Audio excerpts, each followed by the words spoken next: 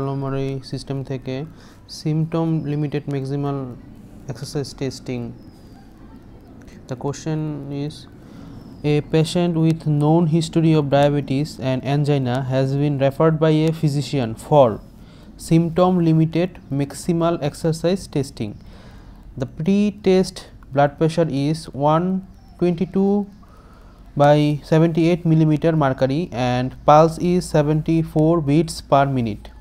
When conducting the exercise, at which point would you not consider stopping the exercise?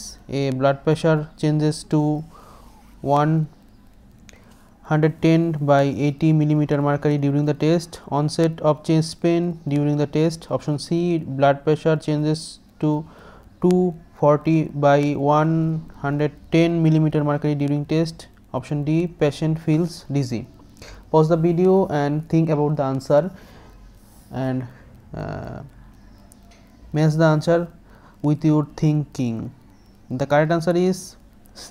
Blood pressure changes to 240/110 millimeter mercury during the test. The criteria to stop exercise is regards to blood pressure is if systolic blood pressure drops at or below 10 millimeter mercury than pre-test value during the test. If systolic blood pressure exceeds 250 millimeter mercury or diastolic blood pressure exceeds 115 millimeter mercury. Note, in symptom limited exercise test, a predetermined exercise intensity like 85% heart rate maximum should not be a criteria to terminate exercise. Incorrect answer here. Systolic blood pressure drops at below 10 millimeter mercury than pre-test value during the test.